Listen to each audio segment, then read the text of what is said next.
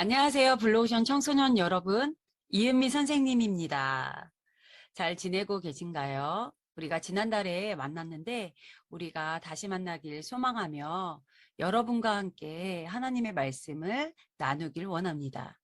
오늘 우리는 선생님과 함께 자아 정체감, 자아상, 자존감 이런 것이 무엇인가에 대해서 나눠보고 싶습니다. 우리 블루오션 청소년 여러분들은 스스로를 어떻게 생각하는지 고민해 보신 적이 있으세요? 그렇다면 얼마나, 어느 시간을 투자해서 어느 만큼의 생각을 깊이 해보셨는지 우리가 함께 이야기 나누어 보면 좋겠습니다.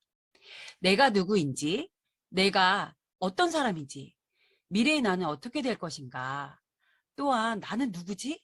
무엇을 하며 살지? 이런 깊은 고민 말이죠. 오늘은 하나님께서 나를 어떻게 부르시고 계신지, 또한 나를 어떻게 사랑하고 계신지에 대한 내용들을 가지고 이야기 나누어 보도록 하겠습니다. 하나님께서 우리를 부르시는 정체성의 정의가 있는데요. 그것은 하나님께서 나를 보는 시각입니다. 하나님께서 하나님 편에서 나를 보는 시각, 즉 하나님의 말씀이 정의하는 나라는 사람이 우리의 객관적인 정체성이라는 뜻으로 설명할 수 있을 것 같습니다. 예를 들자면 이런 것이에요. 마태복음 15장 13절 14절 말씀에 이렇게 적혀 있어요. 너희는 세상의 소금이니 라는 말씀과 너희는 세상의 빛이라 라는 말씀이 있습니다. 여기서 하나님께서 우리를 동일하게 소금과 빛이라고 말씀하시고 계신다는 것이에요. 즉 선생님도 세상의 빛과 소금이고 지금 이 강의를 듣고 있는 청소년 여러분들도 세상의 빛과 소금이라는 뜻입니다. 선생님도 하나님께서 죽기까지 사랑한 사람이고 여러분들도 하나님께서 죽기까지 사랑한 자라는 뜻이에요. 이것이 바로 하나님께서 우리에게 부여한, 우리에게 주신 그리스도인의 객관적인 정체성이라는 것입니다. 정말 중요한 사실이 하나 있습니다. 우리가 성경을 읽다 보면요. 하나님께서 우리를 보시는 여러 가지의 시각에 대해서 굉장히 많은 말씀을 하고 계세요. 특히 하나님은 사랑이시라. 하나님은 사랑이신데 그 하나님께서 우리를 사랑하신다라는 그 말씀, 그것이 우리가 대표적인 하나님께서 우리를 부르시는 정체성이라고 보시면 되겠습니다. 그런데 여기서 중요한 사실 하나는 하나님께서 우리를 보시는 그리스도인의 정체성은 내가 어떤 일을 해서 어떤 업적을 이루거나 나의 과거에 어떤 일이 있었거나 아니면 그 과정을 통해서 나의 성취 등으로 여러 가지 나의 삶의 어떤 살아왔던 마침표대로 우리가 그 정체성을 결정하게 되는 것이 아니라는 것이에요. 이것은 굉장히 중요한 이야기입니다. 그것은 그냥 하나님께서 우리를 너무너무 사랑하셔서 우리에게 값없이 주시는 선물, 즉 은혜이며 믿음으로 그것을 받아들이는 것입니다. 이것을 꼭 기억했으면 좋겠어요. 우리 블루오션 청소년 여러분들이 하나님께서 우리를 사랑하셔서 우리를 부르시고 계신다는 거, 하나님의 그 사랑으로 우리를 부르시고 계신다는 그 정체성을 항상 기억했으면 좋겠습니다. 여러분, 그 심리학자 에릭슨이라고 알고 계신가요? 이 심리학자는 여러 가지 발달 단계를 설명하면서 이렇게 말하고 있는 이야기가 있습니다. 청소년의 발달 과제는 자아 정체감 형성이다. 이 말은 처음 이야기했던 질문과 동일해요. 그것은 나는 누구인가? 나는 무엇을 할 것인가? 나는 다른 사람과 같은가? 다른가? 미래의 나는 어떻게 될 것인가를 찾는 시기. 바로 지금 블루오션 청소년 여러분들의 시기의 과정이라는 뜻입니다. 그러면 여러분 우리가 여기서 한번 생각해 보았으면 좋겠어요. 청소년 여러분의 그 시기, 지금 이 귀한 시기는 자기에 대한 통찰과 자아상을 찾기 위해 노력을 하는 자연스러운 시기라는 라고도 표현할 수 있는데요. 이 시기에는 자신이 어떤 사람이 될 것인가에 대해 깊은 관심을 갖게 되고요. 그 과정으로 끊임없는 자기 질문을 하게 되어 있어요. 그래서 그 질문을 통해서 자신에 대한 통찰, 자아상을 찾기 위한 노력을 하는 과정의 여정을 막 떠나게 됩니다. 그렇기에 청소년기에 있는 지금 여러분은 자신을 탐색할 기회를 충분히 스스로에게 제공하여야 해요. 이 시기가 굉장히 중요한 시기이므로 여러분들은 자신에 대해서 깊이 통찰하고 질문하고 그 여정을 힘겹지만 겪게 되길 바랍니다. 선생님의 소망입니다. 우리 미운 오리 새끼라는 동화 혹시 다들 아시죠? 이건 굉장히 유명한 동화잖아요. 이 동화는 미운 오리 새끼가 태어나서 처음에 버림받고 정체성을 막 찾아서 나가는 그런 이야기잖아요.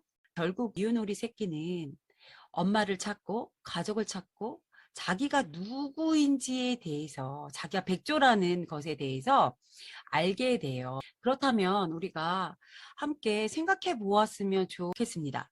그 이야기는 뭐냐면 선생님이 앞서도 말했지만 여러분들의 그 청소년기 시기에는 충분히 자기에 대한 고민을 하는 시기임에도 불구하고 미운 오리 새끼도 지금 그 과정을 막 겪잖아요. 자신의 정체감을 찾으려고 그 힘겹지만 그 여정을 막 겪고 있단 말이에요. 근데 만약 미운 오리 새끼가 그 자기 삶에 안주하고 포기했다면 어떤 결과를 맞이했을까요? 요즘에는 반전동화라는 게 있어요. 미운 오리 새끼, 백설공주 이런 여러 가지의 명작 동화가 반전동화로 되어 있는 것이 있습니다. 그러면 미운 오리 새끼 자, 자기의 정체감을 위해서 힘겨운 여정을 떠나서 마침내 자기를 찾게 되는 그 여정을 하지 않았다면 미운 오리 새끼는 어떤 결과를 맞이했을까요? 우리 한번 생각해 보면 좋겠습니다. 청소년기의 여러분은 이 동화에서처럼 올바른 선택, 결정을 위해 진지하게 생각하는 시간이 절대적으로 필요해요. 자신에 대한 진지한 고민이 없이는 내 자신을 이해하기란 무척 어렵습니다. 진로 코칭 강의를 하신 일건 간사님께서도 말씀하셨지만 자기를 이해하는 데는 꼭 자기를 만나는 시간이 있어야 한다고 말씀하신 그 말씀이 기억나나요? 자기를 이해하는 것은 자기를 만나는 시간을 투자해야 된다는 것이에요. 그래서 청소년기 여러분은 자신의 그 자아 정체감을 탐색할 기회를 갖기를 권유합니다. 그러니까 예를 들자면 이런 것이에요. 너희들은 커서 뭐가 되고 싶니? 이렇게 많은 어른들이 질문을 하게 되잖아요. 이런 예시가 있었어요. 누구누구야, 너는 커서 뭐가 되고 싶니? 라고 이야기를 했더니 그 친구가 이렇게 얘기했어요. 의사요. 의사 멋진데? 어떤 의사가 되고 싶니? 이렇게 물어보게 됐는데 그 아이의 대답은 글쎄요, 그건 생각 안 해봤는데요. 라고 마무리된 대화의 예시입니다. 선생님은 초등학교 전과목을 가르치는 보습학원을 하고 있는데 거기서 아이들이 제일 어려워하는 과목이 논술 과목이에요. 논술은 자기의 생각을 적거나 자기의 생각을 표현하는 수업인데 아이들이 어떤 질문을 했었을 때 그 문제에 대한 생각을 깊게 하는 것을 굉장히 어려워하는 양상들을 보이게 돼요. 우리 친구들은 안물안궁 그 단어 아시죠? 안 물어보고 안 궁금해한다. 이 시대에서 벗어나면 좋겠습니다. 생각이 안 나요. 모르겠는데요. 궁금해하지 마세요. 라는 대답이 아닌 안물안궁의 시대에서 벗어나시길 소망합니다. 그렇다면 우리는 어떻게 우리의 정체성을 잘 형성할 수 있을까? 우리의 정체성을 잘 형성하는 과정의 여정은 또 무엇일까에 대해서 한번 나누어 보도록 하겠습니다. 먼저는 말씀을 묵상하는 것입니다. 하나님이 우리에게 주신 최고의 선물은 성경이지요. 하나님의 말씀이 다 수록되어 있어요. 그래서 하나님께서 부르시는, 하나님께서 정의하시는 나 자신을 발견해야 합니다. 그렇게 하기 위해서는 그 방법으로는 큐티, 즉 하나님의 말씀을 묵상해야 되는 것인데 묵상은 하나님을 알아가는 과정 중에 하나이고 하나님과 관계하는 과정이고 그로 인해 하나님께서 보시는 나는 어떤 사람인지에 대해 알게 되는 것입니다. 누군가와 관계한다는 것은 시간이 많이 필요하지요.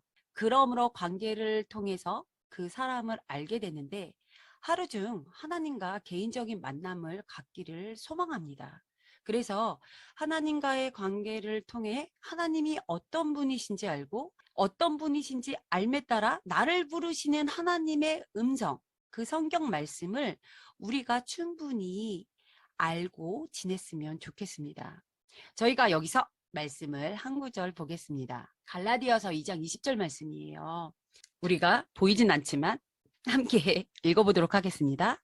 내가 그리스도와 함께 십자가에 못 박혔나니 그런즉 이제는 내가 사는 것이 아니요 오직 내 안에 그리스도께서 사시는 것이라. 이제 내가 육체 가운데 사는 것은 나를 사랑하사 나를 위하여 자기 자신을 버리신 하나님의 아들을 믿는 믿음 안에서 사는 것이라. 이 말씀은 바로 하나님께서 우리를 보고 계시는 우리를 정의하신 정체성입니다. 그런데 나도 내 자신을 이러한 정체성으로 보고 있는가? 이 문제는 또 다시 다룰 필요가 있습니다. 나는 나를 어떻게 보고 있는가? 하나님께서는 우리를 나를 사랑하사 나를 위하여 자기 자신을 버리신 하나님의 아들, 우리를 너무 사랑하셔서 자기 아들을 버리시기까지 한 하나님. 이것은 우리의 객관적인 정체성인데 우리도 이 정체성으로 우리 자신을 보는가에 대한 문제는 다르다는 것이에요. 나는 나를 어떻게 보고 있는가? 이것은 바로 자아상인데요. 자아상은 나에 대해서 가지는 이미지입니다. 즉, 내 자신, 내가 스스로 생각하는 나 있잖아요. 그 자신에 대해서 느끼고 생각하는 자기 자신의 모습을 뜻하는데 여기서 중요한 이야기가 하나 있습니다. 우리가 지금까지 이야기를 통해서 그리스도 안에 있는 정체성에 대해서 나누었잖아요. 하지만 그리스도 안에 있는 정체성을 알았다고 해서 나에 대한 의견, 즉 자아상이 변한 것은 아니라는 것을 기억했으면 좋겠어요. 예를 들자면 이런 거예요. 갈라디아서 2장 20절에 나온 나를 사랑하사 나를 위하여 자기 자신을 버리신 하나님. 나를 사랑하시는 하나님은 우리의 정체성이지만 반면에 자기 자신을 하나님의 사랑을 받는 자라고 인식하고 받아들이는 사람들은 많지 않다는 것이에요. 그런 경우 예를 들자면 하나님이 많은 말씀 중에 특별히 강조하시는 말씀은 하나님이 우리를 사랑하신다고 말씀하시고 계시잖아요. 그래서 나는 그걸 알고 있어요. 그 정체성을 알고 있지만 나는 느껴지지 않는 거예요. 이렇게 말하는 것은 그리스도인의 나의 정체성은 깨달았지만 자신은 자신을 그렇게 보지 않는다는 거예요. 하나님께서 내가 너를 사랑한다 라고 말씀하고 계시지만 하나님 하지만 나는 그게 느껴지지 않습니다 라고 지속적으로 말하는 것과 같다는 것입니다. 즉 자아상이 아직은 변하지 않았다는 뜻이에요. 여러분, 자아상이 변해야만 복음의 능력이 되고 복음의 능력은 하나님의 말씀으로 이루어질 수 있습니다. 그렇다면 지금 내가 가지고 있는 나에 대한 생각, 나는 과연 어떤 이미지를 내 스스로에게 부여할 수 있는가? 질문해 보면 좋겠어요. 여러분은 스스로를 어떻게 생각하고 지금 계신가요? 지금이라도 잠깐 생각해 보면 좋겠습니다. 또한 복음으로 인하여 자아상은 충분히 변할 수 있습니다. 하나님과의 관계, 하나님의 묵상, 하나님의 사랑으로 우리의 자아상은 분명히 변할 수 있는데 추후에 이야기 나누도록 할게요. 복음으로 인하여 자아상이 변한 사람들은 아주 높은 자존감을 갖게 되는데 정체성, 자아상, 자존감은 한 뿌리로 연결되어 있어요. 자존감이 높은 사람은 자기 존재 있는 그대로를 수용하고요. 자존감은 자기를 존중하는 마음인데 이 이야기 또한 추후에 다시 나누어 보도록 하겠습니다. 자아상은 크게 두 가지로 정의할 수 있어요. 긍정적인 자아상, 부정적인 자아상이에요. 긍정적이다, 부정적이다 이 말뜻을 우리는 알고 있지요. 긍정적인 자아상이란 나를 있는 그대로 볼 수 있고 나를 사랑받을 만하고 값어치 있는 사람으로 여기는 자세예요. 그런 마음이에요. 그러면 또한 반대로 부정적인 자아상이란 나 자신에 대해 불안감을 갖고 남이 나를 싫어하거나 받아들여지지 않을 것이라는 두려움을 갖는 것이 바로 부정적인 자아상을 갖고 있는 사람들의 마음이에요. 그렇다면 블루오션 청소년 여러분들은 지금 현재 여러분 자신을 어떻게 보고 계시는지 생각해 보길 원합니다. 혹 부정적인 자아상을 갖고 계신 친구들이 있을 수도 있을 것 같아요. 하지만 짜잔, 좌절하지 않아도 됩니다. 왜냐하면 성경 인물도 그 우리에게 적혀져 있는 성경상의 그 수많은 인물도 우리와 동일했기 때문이에요. 그들은 처음에 자신에 대한 이미지, 자신을 스스로 평가했던 자아상이 매우 부정적이었던 것을 볼 수 있어요. 하지만 이후에 예수님을 만난 후 아주 긍정적인 자아상으로 변하여 그런 사례들을 많이 살펴볼 수 있습니다. 대표적으로 우리 사도 바울을 먼저 살펴보도록 할 건데요. 사도 바울의 자아상은 어땠냐면 앞서 살펴본 말씀과 동일해요. 갈라디아서 2장 20절 말씀이에요. 나를 사랑하사 나를 위하여 자기 자신을 버리신 하나님의 아들을 믿는 믿음 안에서 사는 것이라. 또한 다시 한번 읽겠습니다. 내가 달려갈 길과 주 예수께 받은 사명 곧 하나님의 은혜의 복음을 증언하는 일을 마치려 하면은 나의 생명조차 조금도 귀한 것으로 여기지 아니하노라. 아멘. 이것이 바로 사도 바울이 갖고 있는 본인의 자아상이었어요. 은혜의 복음을 가진 자. 또한 사도 바울이 가진 자아상이 우리가 말하는 자아상 중에 최고의 자아상이라도 말할 수 있습니다. 예수님을 만나기 전에 사도 바울의 자아상은 어땠냐면요. 디모데 전서 1장 15절 말씀에서 찾아볼 수 있어요. 함께 읽도록 하겠습니다. 미쁘다 모든 사람이 받을 만한 이 말이여 그리스도 예수께서 죄인을 구원하시려고 세상에 임하셨다 하였도다. 죄인 중에 내가 괴순이라. 자, 이 말씀을 보면은요. 죄인 중에 내가 죄인 중에서도 내가 가장 대표적인 괴수라고 지금 스스로를 자책하는 그 사도 바울의 모습의 자아상을 살펴볼 수 있는데요. 그랬던 그가 예수님을 만나고 예수님의 사랑을 경험하게 되는 여정들을 거치게 돼요. 그러면서 자기 자신을 어떻게 보게 되었을까요? 하나님의 아들이 목숨을 아끼지 아니하고 사랑한 자. 이렇게 하나님이 바라보시는 사도 바울의 정체성이 자신의 자아상으로 바뀌게 된 것입니다. 하나님의 아들이 자기 자신을 버리기까지 사랑한 나. 이것이 우리의 자아상이 동일하게 되어야 합니다. 또한 그렇게 되길 선생님은 너무너무 소망하게 됩니다. 자아상 성경 인물 중에 두 번째 기드온에 대한 자아상을 살펴보겠습니다. 우리가 사사기 6장 11절로 12절 말씀을 함께 읽겠습니다. 여호와의 사자가 아비에셀 사람 요아스에게 속한 오브라에 이르러 상수리 나무 아래에 앉으니라. 마침 요아스의 아들 기드온이 미디안 사람에게 알리지 아니하려 하여 밀을 포도주 틀에서 타작하더니 여호와의 사자가 기드온에게 나타나 이르되 큰 용사여 여호와께서 너와 함께 계시도다 하매 라는 말씀이에요. 이 말씀의 상황을 선생님이 잠시 설명하도록 하겠습니다. 미디안 사람들은요. 추수 때가 되면 이스라엘이 계속 쳐들어왔어요. 그래서 그들이 어렵게 갖고 열매를 맺은 그 곡식을 매번 빼앗아 가곤 했어요. 그래서 이스라엘 사람들은 산에 구멍을 만들어서 자신들을 지키려고 했고 자신들이 추수한 곡식들을 지키려고 했는데 이러한 여러 가지 노력에도 불구하고 미디안 사람들뿐만 아니라 아멜렉 동방 사람들이 막 올라와서 진일치고 이스라엘의 곡식들을 막 빼앗아 갔습니다. 이런 상황이에요, 지금. 근데 이런 상황에서 하나님께서는 이스라엘 사람들을 이끌어갈 지도자를 세우기 위해 천사를 보내게 돼요. 그 천사가 상수리 나무에 앉은 여호와의 그 사자가 기드온을 발견하게 돼요. 그때 기드온은 무엇을 하고 있었냐면 사사기 6장 11절에 나와 있죠.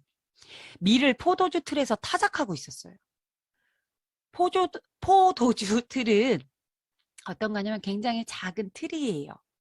저희가 사진을 선생님이 여기에 넣지 못했지만 우리 친구들이 아마 찾아보면 다 인터넷에서 찾아볼 수 있을 것 같아요. 그 작은 포도주 틀에서 막 그것도 숨어서 비참하게 막 타작을 하고 있었던 거예요. 적을 피해서.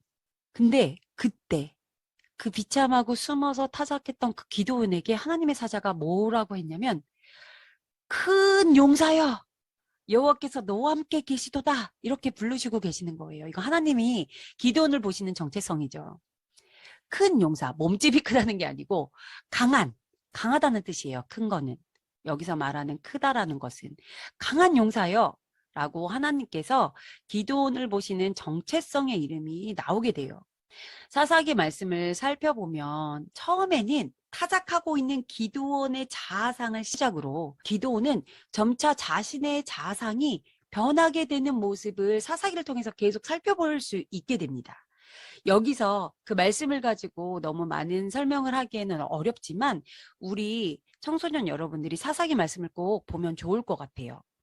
그리고 6장 13절 말씀이에요. 기드온이 그에게 대답하되 오 나의 주여 여호와께서 우리와 함께 계시면 어찌하여 이 모든 일이 우리에게 지금 일어났나이까 라는 말이 나와요. 말씀이. 하나님께 막 불평하는 거죠. 하나님께서 우리와 함께 계신다고 했는데 그러면 과연 이런 모습이 나타나는 거 이런 일이 일어나는 게 당연한 겁니까? 라고 외치고 호소하고 있는 모습이 나오고요. 또 우리 조상들이 일찍이 우리에게 이르기를 여호와께서 우리를 애굽에서 올라오게 하신 것이 아니냐 그 모든 이적이 어디 있나이까 라고 하나님의 그 업적들에 대해서 막 외치고 있는 모습입니다. 그런데 또 이런 말씀이 나와요. 이제 여호와께서 우리를 버리사 미디안의 손에 우리를 넘겨주셨나이다. 그러니까 이런 거예요. 하나님 지금 이런 상황인데 나를 버린 거 아니십니까? 하나님 지금 이런 상황인데 나와 함께 계신 거 맞으십니까? 우리를 그냥 버리신 거 아니세요? 이렇게 호소하고 있다라고 보여집니다. 그러니 사사기 6장 14절에 하나님께서 어떤 말씀을 하시고 계시냐면 여호와께서 그를 향하여 이르시되 너는 가서 이 너의 힘으로 이스라엘을 미디안의 손에서 구원하라. 내가 너를 보낸 것이 아니냐 하시니라. 저희가 앞서 말씀드렸듯이 지금 이 말씀을 다 살펴보면서 기드온의 자상이 어떻게 변했는지 살펴볼 수는 없지만 지금까지 살펴본 말씀으로만 알 수 있는 것은 기드온의 자아상과 하나님께서 기드온을 부르시는 기드온의 그 정체성이 확실하게 나온다는 것이에요. 기드온에게 주신 하나님의 정체성은 하나님께서 반드시 함께하는 자, 사사기 6장 16절 말씀에 나타나 있어요. 여호와께서 그에게 이르시되 내가 반드시 너와 함께 하리니 라고 하나님께서 기드온을 부르시고 계시는 말씀을 볼 수 있습니다. 여러분, 자아상은 변할 수 있습니다. 그러면 그런 자아상, 우리가 각각 다르게 생각하는 나의 모습, 그 자아상은 어떻게 만들어지는 것일까? 이거에 대해서 다시 한번 살펴보면 좋겠습니다. 여러분, 긍정적인 자아상은 작은 성공 경험들이 쌓이면서 형성되어져요. 만들어진다는 거예요. 반대로 부정적인 경험을 많이 할수록 부정적인 자아상이 많이 형성이 됩니다. 한 예를 들자면 긍정적인 자아상 형성에 큰 영향을 미친 그 에디슨의 어머니의 사례가 있는데요. 에디슨은 우리가 알 때는 전기를 발명한 자, 굉장히 똑똑한 자, 뭐 실패, 뭐 이런 단어들을 떠올릴 수 있는데요. 에디슨은 학교에 다닐 때 선생님께 냉혹한 평가를 받은 사람이었어요. 심지어 전응하라고. 학교 다닐 수 없다. 이런 식의 정말 혹독한 평가를 받았던 사람인데요. 학교를 다닐 때 부모님들이 상담을 오시잖아요. 그때 그 선생님이 에디슨의 어머니한테 이렇게 말씀하셨어요. 전응하다, 가르칠 수 없다, 이런 식의 어떤 부정적인 이야기를 굉장히 많이 했는데 그런 에디슨의 어머니가 집으로 돌아와서 에디슨에게 이렇게 말했다고 합니다. 에디슨아, 내가 가진 잠재력이 너무나 커서 사람들이 너를 알아보지 못하는 거야. 라고 아이를 무한으로 긍정해 주었대요. 굉장히 유명한 사례입니다. 우리 청소년 여러분들은 에디슨의 어머니처럼 혹은 선생님, 혹은 친구, 혹은 다른 어른들로부터 무한 긍정을 받았던 경험들을 우리가 나누어 보는 시간을 가지면 좋겠어요. 그런 경험들이 있습니까? 그러면 우리가 조별 선생님들과 함께 그 이야기를 나누어 보도록 하겠습니다. 긍정적인 자아상을 형성하는 데 선생님이 처음에 정의를 할 때 그 키포인트는 작은 성공 경험이라고 이야기했는데, 그렇다면 어떻게 작은 성공 경험들을 할 수 있는가? 그 구체적인 방법을 선생님이 제시하기 전에 미국의 유명한 해군대장 윌리엄 맥네이븐 장군의 연설 동영상이 있어요. 우리 잠시 시청하고 오도록 하겠습니다. If you want to change the world, start off by making your bed. If you make your bed every morning, you will have accomplished the first task of the day.